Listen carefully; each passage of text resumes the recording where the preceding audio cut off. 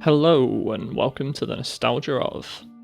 The aim of this series is to take a look back at some childhood defining games and work out whether they've aged well or whether it's purely nostalgia which makes them feel like things everyone should experience before the rapidly approaching heat death of the universe. Now I've recently hit my mid-20s crisis. I'm at the age where Zoomers would call me a boomer, but boomers would call me the reason the stock market has collapsed. I want to use this transitional period to work out which parts of my childhood hobby are worth remembering and which ones should be kept away from anyone who doesn't want their childhood ruining. Today, I want to start this series by talking about the game which taught me about stranger danger, World of Warcraft. WoW is a dead game, and by this I don't mean that its player base has collapsed, although it somewhat has. I instead mean the WoW we remember is dead. I recently gave in to the voices in my head and reinstalled the game, only to find that the crafting menus look like a Roblox mod.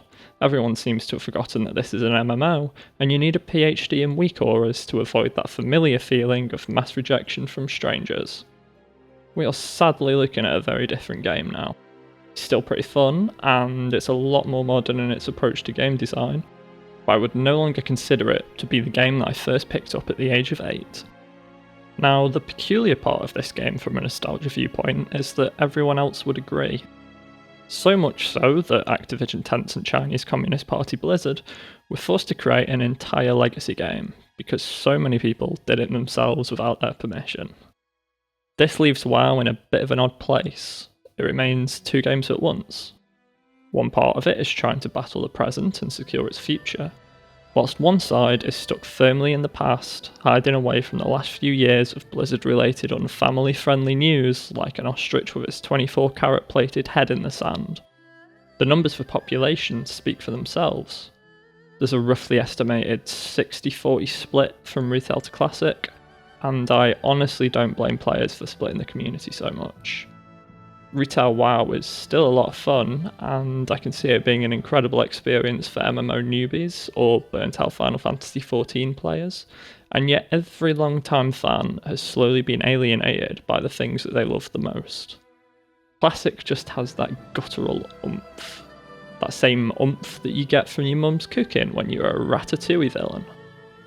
WoW Classic has proven that there is an appeal for nostalgic MMO content, yet it isn't enough to pull people away from Final Fantasy XIV permanently.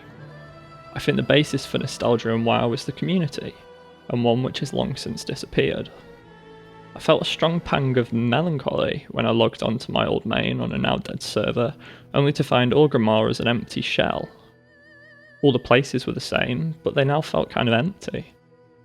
There was no casual conversation on trade chat, no frame-dropping queue of people in the auction house. No one even trying to sell me gold. In my 3 journeys to record footage there, I found one single person. If you think of your favourite 5 WoW moments, I bet they all involved people in some way. Things like my first raid, where I manipulated the biggest casual guild on the server to start raiding, purely so they could drag me through old content which I was underleveled for. Things like smurfing with hunter heirlooms on Woolsong Gulch, exploring the Cataclysm with friends to see all the ways that the map had changed, hurling abuse at your IRL friend Tank because he doesn't understand that the glowing red circles on the ground aren't cosmetic, and you feel an increasing amount of shame for inviting him along. Without the community, these kind of things wouldn't have happened. When I think about Final Fantasy XIV and what makes me love that game so much, it's the fact that I'm building these kind of core gaming memories with a whole new group of people. I love MMOs for what every other player brings to the table. Every realm and every server builds a set of rules, rituals, and lore. Each server has their own heroes, villains, and clowns. I know that on FF14, when I head to Limsa on a Saturday morning, I'll be met by the same 4 people playing every single Pokemon theme while I check my retainers. I know that if I join a dungeon, I'll be able to laugh about a bad tank pull or be praised for rezzing someone against impossible odds. I know my free company will be happy to listen to me ramble on about how much I loved a certain fight. WoW lost that charm a long time ago. I recently joined one of the biggest guilds on a full server, and there's like 8 messages a day at the most in there. What I'm trying to say is that the early WoW community was never ashamed to make their own fun. My favourite example of this is capital city raids. Back in the days of the first few expansions, there was an achievement for killing the leaders of every major faction from the opposing side. The achievement still exists, but it's kind of not as prestigious anymore, so no one really goes for it. A lot of people never really bothered with the attacking side of this at the time, as it required good gear and communication, but everybody would defend the cities to their last breath. Places like Orgrimmar were often the crown jewel of these assaults due to the high population of players, yet those who spent time in the minor regions like Undercity and Torren Bluff would often travel to Orgrimmar to warn people that there was an attack. Within 5 minutes, every mage in Org would summon a portal, alchemists would hand out potions, and chefs would feed the troops. The trade chat of Org would suddenly resemble the communication channel at Kabul Airport instead of a city of neckbeards. Despite the joys of defending a full frontal assault of Org, fighting in the crypts of Undercity or battling in the streets of Silvermoon, my favourite memory was a particular defence of Torren Bluff. During this particular raid, we had advanced warning that a number of Alliance players were spotted at the region's starting town, but seemed to be waiting around. It didn't take us long to realise that they were using warlocks at the bottom of a lake to summon half the Alliance population on the server for an attack. I was playing a feral druid at the time, and me, alongside a handful of the best rogues on the server, attempted to infiltrate the Alliance group and assassinate the warlocks. We succeeded in our mission to stop them summoning more people, but we had to hold off the already summoned players in the middle of the lake like a Western standoff. After about half an hour of fighting, we reached the globally recognised "Mum said it's time to come down for dinner time" and struck a truce. Cairn Bloodhoof would live another day. This memory is one of my favourite I've ever had from a video game. It wasn't linear, it wasn't planned, it was a group of players deciding to do something fun and another group responding and playing along. Felt like a paintball match, yet took place in my childhood bedroom. And on that day, I felt like a true warrior of the Horde. There's plenty of other fantastic stories from old WoW worth sinking some time into, and I'll leave a few links in the description of things worth checking out.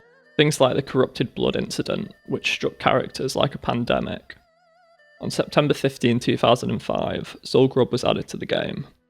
Hakar the Soulflayer, who was one of the bosses, contained a mechanic which gave a debuff spread via player proximity. This also included pets, and resulted in players spreading the debuff by either half-stoning to major cities or reactivating their pets in world hubs. NPCs could also become asymptomatic carriers of the plague and pass it to players. Whilst this sounds like a 2020 bingo card headline, it was an unheard of event at the time, and was one of the most incredible coding bugs gaming has ever seen. You also have the situations where bosses were unkillable in early WoW within cities. This meant that some players managed to bring the bosses into major cities and watch them cause havoc, whilst no one could do anything to stop it, apart from wait for a GM to come and delete it. Speaking of GMs, there was also the mysticism of GM Island and the Cursed Room. I love moments and stories like this, and they serve as more examples of the player base creating their own fun using the systems granted to them. I think a more realistic title for this video would have been the nostalgia of the World of Warcraft player base from 2006 to 2013, but that doesn't really seem as YouTube algorithm friendly. I'm nostalgic for the people that I met, the friends I explored with, and the people I outrolled on boss drops. I'm even nostalgic for the loot ninjas from my server who we constantly berated in trade chat. I don't even think I missed a game. I think early WoW was pretty rough and unbalanced, and I didn't really enjoy the important parts of the game loop. I always skipped the dialogue, I tried to avoid fighting as much as possible, and I can't even remember anything about most of the old classes due to how generic they were at the time. I think more than anything, I miss the experiences it created. It was kind of like a sandbox. I am genuinely curious what makes people want to go back to Classic other than the community. The game was a lot harder back then. Mobs were harder to kill, and bosses were an achievement on par with the best of Dark Souls. I think that's a valid reason to miss old WoW. I think the characters were probably better. I think the bosses were definitely better. We've gone from mad undead kings, legions of space-distorted orcs, titans and twisted dragons, to slightly less twisted dragons and a weird devil character who caused a giant retcon of magic. It was, however, harder from a feature perspective. If you wanted to run instanced content, you needed to find people yourself in city chat and forums. I think it's hard for anyone to argue that Duty Finder was a bad idea. They used to. They've tried. But Final Fantasy XIV has proven that it doesn't remove the social aspect of the game, as long as people still talk to each other. I have, however, found one shining hope for the future of the community. Allow me to introduce you to the soup.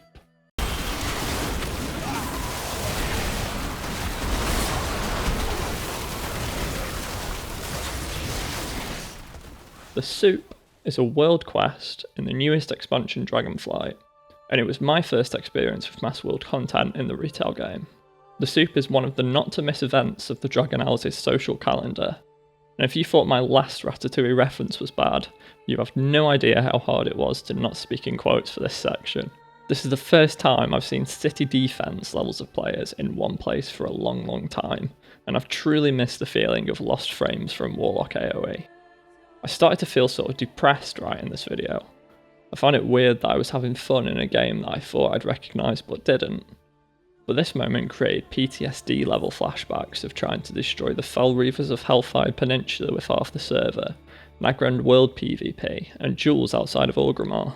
The soup is the most fun I've had in this game in years, and I think for the future of WoW, Blizzard needs to create more engaging world content like this to help draw the player base together. Bellular recently did a really interesting video, which I'll link in the description, breaking down if Dragonflight fixed the issues which caused people to quit. The one he couldn't justify people to return for, however, was friends quitting the game. The world just kind of feels empty without people to share it with. What's the point in having a vast adventure filled with highlights and low points if the only person you can share it with is the blank-faced trash vendor attached to your mount? The fall of WoW and the rise of Final Fantasy XIV happened at the same time for a reason. It was a slow migration of friends rather than a sudden swap. Word of mouth and friend recommendations have always been the best marketing an MMO can hope for. The only thing keeping Guild Wars 2 alive is the few evangelical heralds parading it around every MMO related subreddit like it was Moses' burning bush. People will always dictate what's popular in a market of free choice, and those people did not choose WoW.